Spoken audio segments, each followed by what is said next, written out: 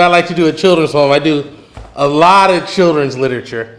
So first thing you have to know is you say this, in lion terms. Just like that. So, you ready? In lion terms. In lion. Next thing you have to know is how to roar. So everybody, roar.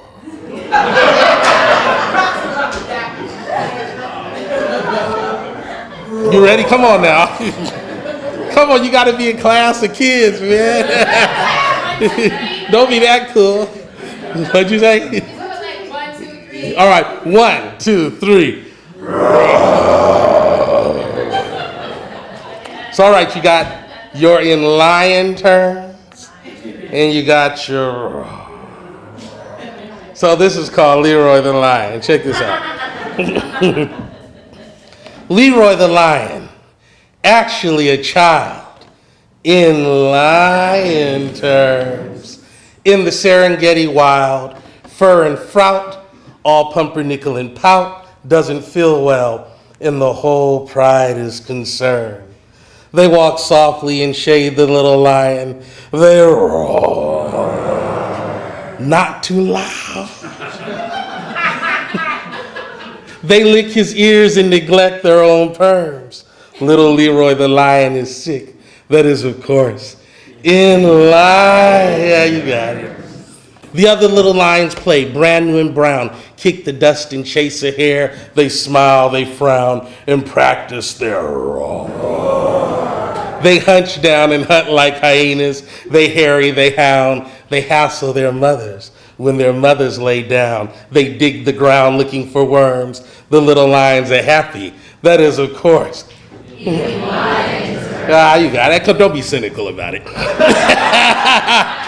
Oh, but Leroy can't push, can't follow, can't furry or fret, can't wander among the rocks, can't tumble or get a fast hare, can't escapade or dare. He has not the strength to get cool mud in his hair. And his laughter is little, his stretching not long, his roar just a whisper. And while other little lions are strong, brash as the day, all jumping, twirling, flying into space, Leroy sleeps. And his leaping is never more than lurching. His soft round paws extend, retract, rest, then begin again. And the more time goes, the more the other little lions learn. And the whole pride is pulling for Leroy. That is, of course. Roar to give yourselves applause.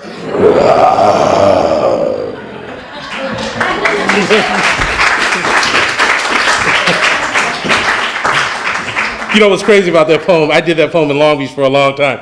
And I would go to the mall and little kids would come up to me and pull my coat. They go, rah. Get away from me, man. I was being assaulted by little kids everywhere. So check this out. This is my second poem. This is a poem, it's a love poem. Poem about chivalry. The spiel of it goes that, don't say it by heart, Wendy, you've heard it a million times. Don't you say it either. Don't you say it either, Regina. Check it out. The spiel is, then Long Beach, there's a series of buses that runs up and down 7th Street, right? And I'm coming to school one morning, getting on the bus. Little cat standing there trying to be a hoodlum, you know. I said, what's up, man? He's like, what's up? I said, all right. I said, what happened? We see the bus coming way down the street, right? He runs to McDonald's and almost misses it to get some McDonald's. We get on the bus, it's crowded. I sit next to him, he won't eat it.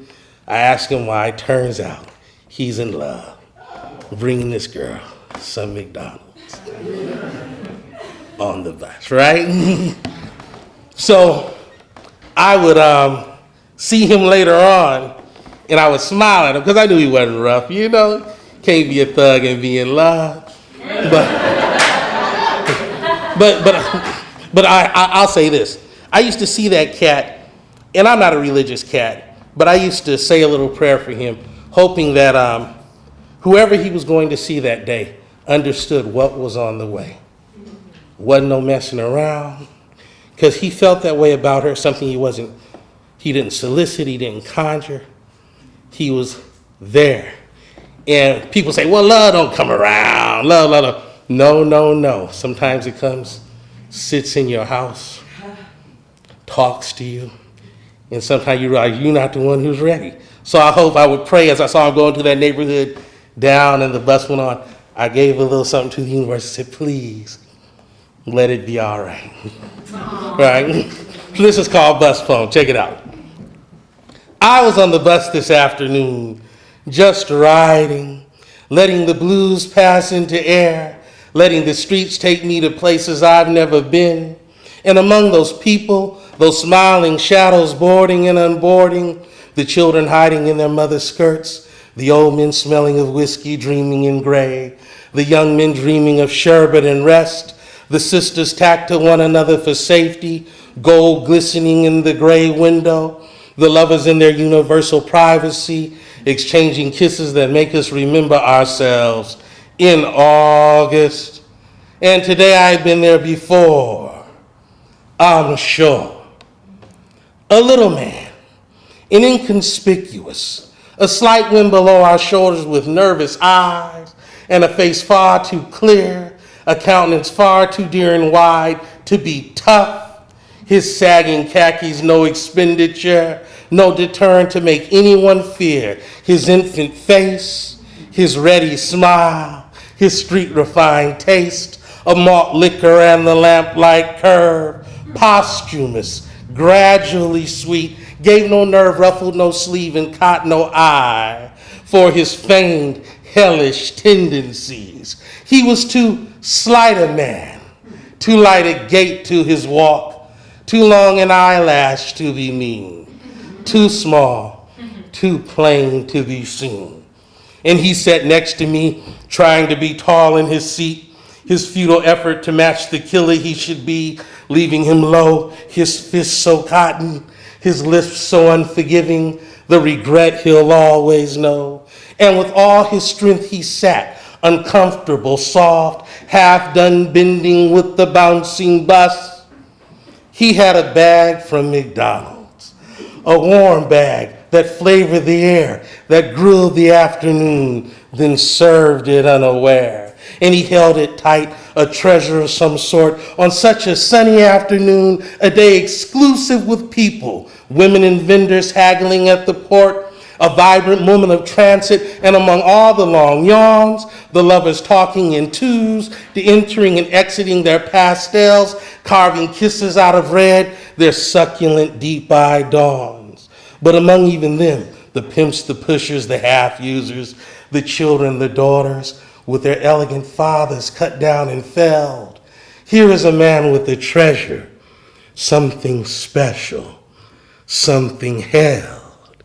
I said, smells good. He say nothing. I say again, smells good. How do you not eat it now? It is so warm, the fries, I'm sure, heavenly. He say, it is not for me. It is for this girl I know. This girl I know, she ain't mine or nothing. I'm just going to see her. Just to visit her. I say, she asked you to bring her some food. Sisters need to stop. They know we ain't got no money. He say, she didn't ask me for this. I just, thought that maybe, she would like something to eat or something. I said, she must be a hell of a sister for you to be bringing her McDonald's out the blue. He say, she cool.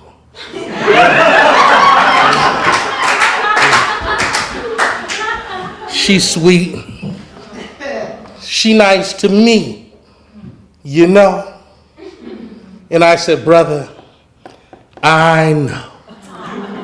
And I smiled at this brother bringing this sister gifts. A prince in concrete, discreet, fragile, laboring in the simplest of ceremony. Such small diamonds on the bus, weeds flowering into beauty, the self-professed gangster, in love, odd, beautiful, human, atypical.